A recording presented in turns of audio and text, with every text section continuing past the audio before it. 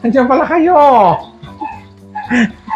dahil special ang araw na ito, nagluto ako ng isang masarap na naghanda ako pala ng isang masarap na luto para sa inyo. Ito ang aking version. Siyempre, version na naman ng nanay ito ng Bicol Express with a twist kasi sizzling siya. Lalagyan natin sa sizzling plate. Talagang perfect. So, pinirito ko na to kasi matagal tong process na to. Nilaga mo pa, 30 minutes, syempre, bago piprituhin. Pero, ganun pa man, handang-handa ako para sa araw na ito. Ibigay sa inyo ang bagong version ng hawak ko. Ang version na ito ay Bicol Express with a twist. So, sa portion na to, pwede kayong gumamit ng kutsilyo or ng gunting. Depende kasi crunchy to eh. Kasi dalawang version gagawin natin. Meron isa, sinusote mo yung laman, yung crunchiness nito. Yung isa naman, i-chop mo lang siya, pour mo lang yung pinakasasa, pinaka-Bicol Express. Okay, ang Bicol Express, meron yan. Yung iba naglalagay ng bagoong, kasi pinakapampaalat nung yung bagoong. Meron naman, wala. Nagamit nila patis. Pero ako, pwede tayo magbagoong. Dahil may stock naman tayo ng bagoong. Pwede tayo hindi magbagoong. Yan lang, simple lang. Magaganyan-ganyan ka lang. Kasi, pwede natin ito isote. Kasi pinirito natin to. So, expected nyo, pag baboy prito, medyo matigas siya. Pero naman siya i-crunchy. Diba? Ngayon, nakakagutom na. Ito pa lang. Wala pa yung pinaka-sauce. Kaya ng mga, wala. Ang Bicol Express, napakasimple lang yan. Luya, siling, yan, yung sili lang. Depende sa anghang na gusto nyo. Usually, hindi ako naglalagay ng sili na maanghang talaga. Kasi itong green, maanghang na yan eh. Maanghang na siya, tapos may coco milk pa. So, ang gagamitin natin ngayon, okay, nga pala, i-explain ko sa inyo. Ito yung gagamitin ko ngayon. Cream milk.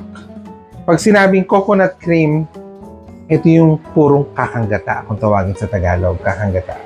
Ngayon, ang difference niyan doon sa nabibili nyo ng coconut milk, hindi yung puro. So, kung gusto nyo ng kakanggata, kukunin nyo coconut cream. Okay, yun ang difference. Bakit hindi ako gumamit ng natural na piniga na gano'n? Hindi ako gumamit ng gano'n kasi mainit ang panahon. So, mabilis siyang, hindi nyo pa naluluto, panis na. Yun ang difference. Ito kasi, maganda to. Process na. Yes. Kumbaga, luto nyo na lang. So, hindi tayo ngayon, ng gata. Ito na lang. Simple lang, di ba? Ganyan lang yan. Continuous lang yan gagawin natin. Magigisa na tayo ngayon. Lagyan natin ng sibuyas.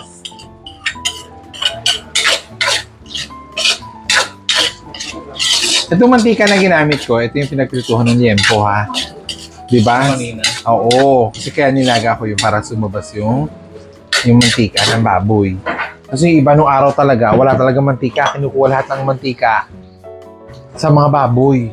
Yung talagang ginagamit. Ngayon na lang naman nauso yung mga coconut oil, mga ganun-ganun. Huwag kayo matakot sa mga cholesterol, ganyan-ganyan. Alam nyo, pag madalas ang kain nyo ng ganyan, hindi mo maaari kang magkasakit. Pero kung minsan-minsan lang naman, kaya bawasan nyo yung kanin. Pwede naman kayo magpapake. Pag kumain kayo ng karne, kumain kayo ng baboy, okay magkanin. Okay lang yun, kahit marami kayo kainin taba ng baboy. Basta walang kanin.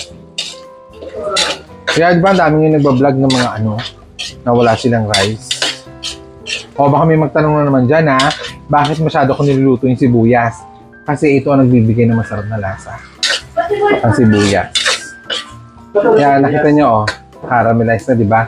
Ibig sabihin, luto na yung sibuyas. Ngayon, pwede na tayo maglagay ng bawang. Pwede na tayo maglagay ng bawang. Lahat tayo bawang na yan? Oo, wala lahat na to. Bakit lahat? Para masarap. Kasama mo na yun.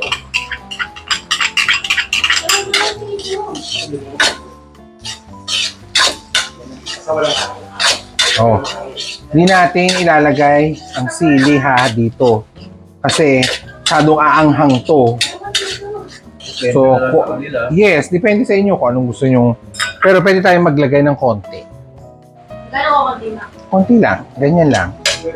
Para na may kagat yung pinaka-sauce niya.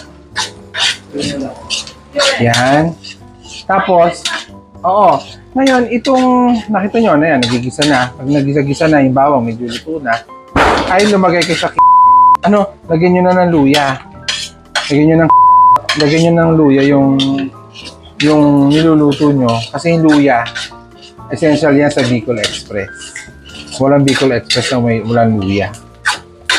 Kasi sabi ng isang basher ko, bakit may luya? Hindi mo kang sisigyan. Hindi.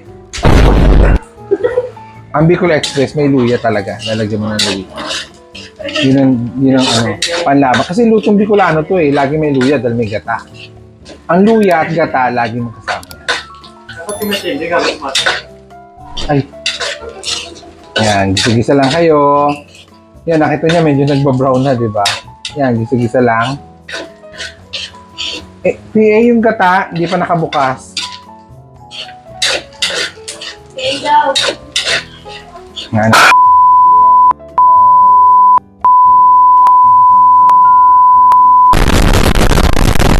Ilagay mo na yung kabayo dito. Ay, ilagay mo na yung kalabaw dito. Ano? Ilagay mo na yung dito. Ay, nalimutan ko pa yung pangalan niya. Ayop na ito. Yung cream milk. Coconut cream. Ice cream. Ito, ice cream. Ito, naglalagyan na tayo ng ice cream ngayon. Ay, naglalagyan na ng cream. Coconut cream. Tandaan nyo, ito yung coconut cream, ito yung ice, ito yung Ano nabili ito? Nabibili ito sa mga tisuking tindahan kay Aling Puring, marami ito. O kumama na. Naku, Diyos ko. Wala akong Coco Mama. Sensya na kayo, ha? Hanap pa nag-sponsor. Bigyan mo. Bigyan naman, pagkalagawin ng baso. Ano? Yan. Opo. Opo, pag nailagay nyo na yan, medyo laksan yung apoy. So, ito, bakit hindi ko pa nilagyan ng bagoong? Alam niyo kung bakit? Ang bagoong kuluto na. Kaya naman kayo, puro naman pre-cook na. Siyempre, ganoon lang. Kaya sa restaurant, makikita nyo, napakabilis ng serving. Pinakamatagal na 20 minutes Serving. ng mga pagkain. Dahil iba pre-cook na. Oo, kasi nire-ready na nila yun. Kada order, portion yun. So sa bahay, madali din magluto. Kaya iba nagtataka ko, tagal naman ng ganito, tagal. Matagal yun. Hindi. Preparation dapat unahin nyo. Nag-iisa yung muna yung bakit. Pareho. It's up to you kung anong trip nyo. Ngayon, nakita nyo na, kulo na ang ating kakanggata. Pwede tayo maglagay ng bagoong. Depende sa inyo. Yung iba ayaw ng allergic sa bagoong. Bagoong ang galing. Ay, ang bagoong ay niluto ni Manay. Yung mga estudyante ko dati sa pagluluto. Ngayon magaling na. Shoutout kay Manay. Ngayon magaling na magluto. Dati natuturuan ko lang. Sa mga friends ko say, oh my gosh, to all my friends in USA, hello guys, I miss you so much. I'll be back soon, okay?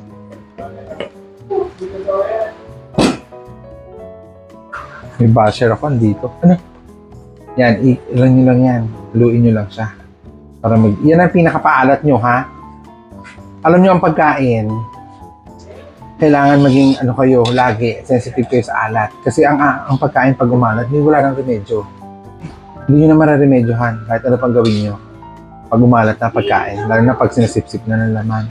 Madali yung pagkain pag ganito, yan, ikot-ikot lang kayo, yan, laro-laro lang kayo dyan, hayaan nyo lang siya kumulo kasi magmamantika yan kasi kakanggata. Yun naman ang iniintay natin. Pag nagmantika siya, ayun, luto na siya. Bango, di ba? O, sauce pa lang yan, di ba? Bango na. Bango. Bango. Okay, ngayon, after 15 minutes, nakita nyo, kulong-kulo na siya, di ba?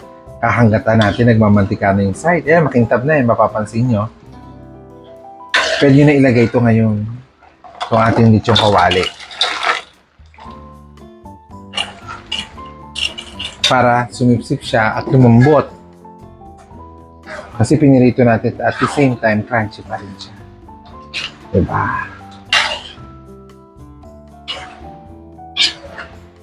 Ayan. Sarap! Bango!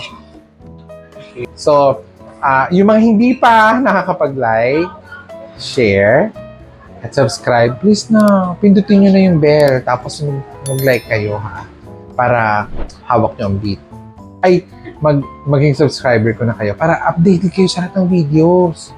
Diba? Simple lang naman eh. Kung ano yung nasa kusina ng nanay nyo, yun lang lulutuin natin. Kaya lulutuin nyo pala. So, mga tips lang yun sa akin.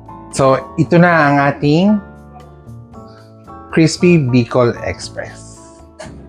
Binakol. With a twist. Twist. Parang pangit pakinggan, binakol.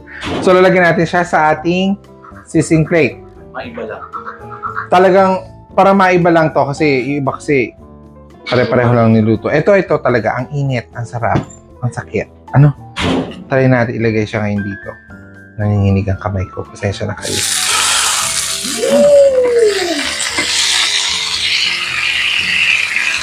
Matilang check ha. Careful lang kayo. Yung nagmamantika pa talaga yan. Uy! Sarap! Ang bango ng aroma ng luya.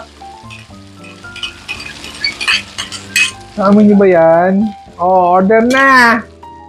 Oh, lagyan na natin ito sa ibabaw. Siyempre, lagyan natin yung butter on the side. Nothing like I've ever seen. It's just a thing of beauty.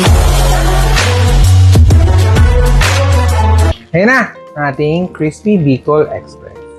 Hanggang sa muli, ito ang inyong Consi para sa ating Consi Cooks. Thank you mga constituents. Oh, like, share na ha. Saka follow na. Burn up sa inyo pag hindi. Thank you. God bless.